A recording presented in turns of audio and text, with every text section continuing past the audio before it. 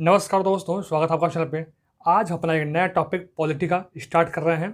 ठीक है, polity section का आज हम नया टॉपिक स्टार्ट कर रहे हैं। प्रेसिडेंट, राष्ट्रपति, जितने भी एग्जाम के प्रिपरेशन कर रहे हैं, चाहे यूपीएसआई हो, चाहे कोई स्टेट पीसीएस का एग्जाम हो, सारे एग्जाम के लिए मोस्ट इंपॉर्टेंट हो। चाहे आप पेट की प्रिपरेशन कर रहे हो, सारे एग्जाम के लिए मोस्ट इंपॉर्टेंट सीरीज स्टार्ट की जा रही है आपके लिए। ठीक है, जिसमें हम लोग एम लक्ष्मीकांत सर की जो बुक है पॉलिटी सेक्शन की, उसकी हम लोग पूरी समरी में एक एक टॉपिक की एनालिसिस हम लोग अच्छे से पढ़ेंगे। ठीक है, तो वीडियो पूरा देखिएगा, पूरी सीरीज को देखिएगा, ताकि आपको सारे कॉन्सेप्ट देखिए।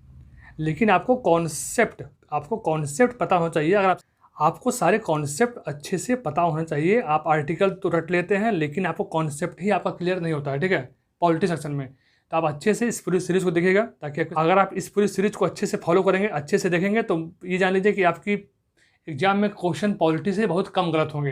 ठीक है, तो स्टार्ट करते हैं आज का अपना सीरीज।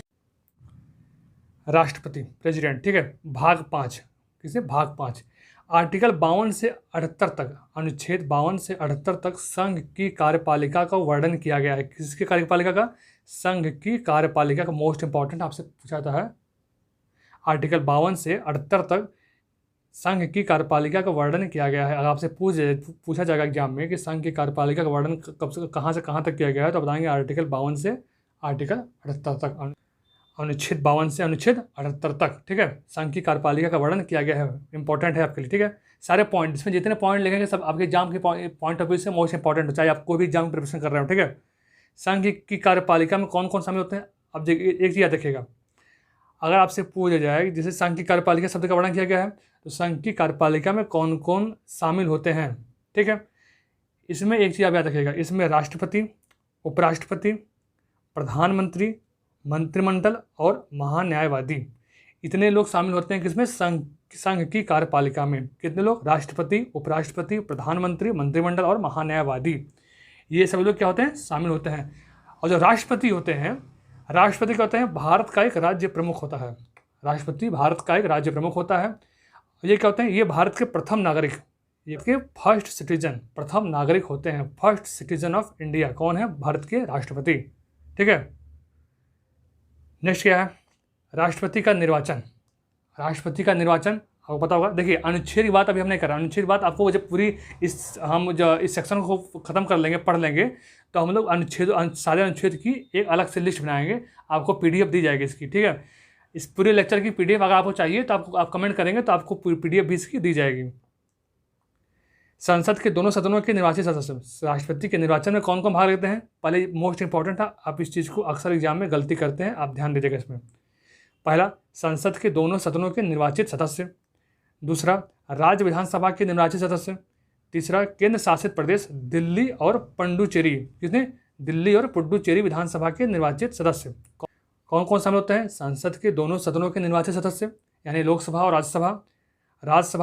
राज्य विधानसभा के निर्वाचित सदस्य। सिर्फ विधानसभा, विधान परिषद के सदस्य इसमें शामिल नहीं होते हैं, याद रखिएगा। और केंद्र शासित प्रदेशों कौन? दिल्ली और पुडुचेरी विधानसभा के निर्वाचित सदस्य।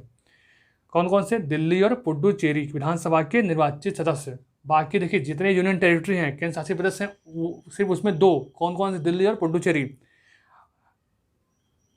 ठीक है, इस प्रकार जो आप कह सकते हैं, संसद के दोनों सदनों के मनोनीत सदस्य, यानी लोकसभा के और राज्यसभा के। ठीक है, लोकसभा के और राज्यसभा के इन दोनों सदनों के मनोनीत सदस्य और राज्य विधान परिषद के जो सदस्य होते हैं, वो राष्ट्रपति के निर्वाचन में भाग नहीं लेते हैं। ठीक है, मनोनीत सदस्य कभी भी राष्ट्रपति के निर्वाचन में भाग नहीं लेते हैं, याद रखिएगा। मोस्ट इंपॉर्टेंट आपसे एग्जाम में ही पूछा जाता है। ठीक है, यहाँ पे एक चीज मैंने बताया हुआ है कि मनोनीत सदस्य राष्ट्रपति के निर्वाचन में भाग नहीं लेते हैं। आपके लिए इंपॉर्टेंट पॉइंट है ये। नेक्स्ट देखते हैं। अब देखिए, जब राष्ट्रपति का निर्वाचन किया जाता है, तो उसमें जो राज्य विधानसभा के हर एमएलए, हर विधायक अपना मत देते हैं, अपना मत जो है देते हैं। तो एक विधायक के मत का मूल्य की गणना कैसे की जाती है, आप इसको देखिएगा। इसका जो फार्मूला है, अभी आपसे एग्जाम में पूछ देगा ये, कभी आपसे एग्जाम में ये पूछ सकता है। राज्य की कुल जनसंख्या, एक विधायक के मत का मूल्य क्या होता है राष्ट्रपति के निर्वाचन में? राज्य की कुल जनसंख्या बटे राज्य विधानसभा के निर्वाचित कुल सदस्य, राज्य विधानसभा के निर्वाचित कुल सदस्य को हम 1/1/1000, ठीक है। कैसे? राज्य की कुल जनसंख्या बटे राज्य विधानसभा के निर्वाचित कुल सदस्य इंटू 1/1000, ठीक है। इस तरीके से आप एक विधायक के मत का मूल्य राष्ट्रपति निर्वाचन में हम लोग निकालते हैं। अच्छा, एक संसद के मतों का मूल्य क्या होगा? एक संसद सदस्य के एक संसद सदस्य के मतों का मूल्य क्या होगा राष्ट्रपति निर्वाचन में? इसमें क्या कहता है? सभी राज्यों के विधायकों के मतों का कुल मूल्य, सभी राज्यों के विधायकों के मतों का कुल मूल्य, ठीक है, को हम डिवाइड करेंगे संसद के निर्वाचित सदस्यों की कुल सदस्य संख्या, ठीक है। इस चीज़ को आप याद रखिएगा। पहला क्या होगा? एक विधायक के मत का मूल्य क्या होगा? राज्य की कुल जनसंख्या बटे राज्य विधानसभा के निर्वाचित कुल सदस्य, यानी राज्य की कुल जनसंख्या से उस राज्य की विधानसभा के निर्वाचित जितने सदस्य होते हैं और इंटू 1000। और एक संसद सदस्य के मतों का मूल्य क्या होगा? सभी राज्यों के विधायकों के मतों का कुल मूल्य बटे संसद के निर्वाचित सदस्यों की कुल सदस्य संख्या। ये जान लीजिए, आपके लिए इंपॉर्टेंट है, आप इसको एक बार जरूर से जरूर याद कर लीजिएगा, ठीक है। नेक्स्ट पॉइंट देखते हैं क्या हमारा। राष्ट्रपति चुनाव से संबंधित सभी विवादों की जांच और फैसले उच्चतम न्यायालय में होते हैं और उच्चतम न्यायालय का फैसला अंतिम होता है। मोस्ट इंपॉर्टेंट है, जान लीजिए, आपसे एग्जाम पूछा जाता है कि राष्ट्रपति चुनाव से संबंधित मान लीजिए राष्ट्रपति चुनाव से संबंधित कोई विवाद हो गया तो उसकी जांच और फैसला कौन करेगा? तो कभी कभी ऑप्शन आपसे दिया जाता है चुनाव आयोग, तो आप लोग चुनाव आयोग को टिक मार देते हो ऑप्शन को, लेकिन इसका राइट आंसर क्या होगा? उच्चतम न्यायालय। क्या होगा? Supreme court. और सुप्रीम कोर्ट का फैसला क्या होगा? अंतिम होगा। जान लीजिए, जो सुप्रीम कोर्ट में इसमें फैसला देगा वह उसका अंतिम फैसला होगा और इसके ऊपर आप अपील नहीं कर सकते हैं। अच्छा, नेक्स्ट पॉइंट क्या हमारा है? यदि सर्वोच्च न्यायालय ने किसी व्यक्ति को राष्ट्रपति के रूप में नियुक्ति को अवैध घोषित कर दिया है तो सर्वोच्च न्यायालय की घोषणा से पूर्व उसके द्वारा किए गए कार्य अवैध नहीं माने जाएंगे तथा प्रभावी बने रहेंगे।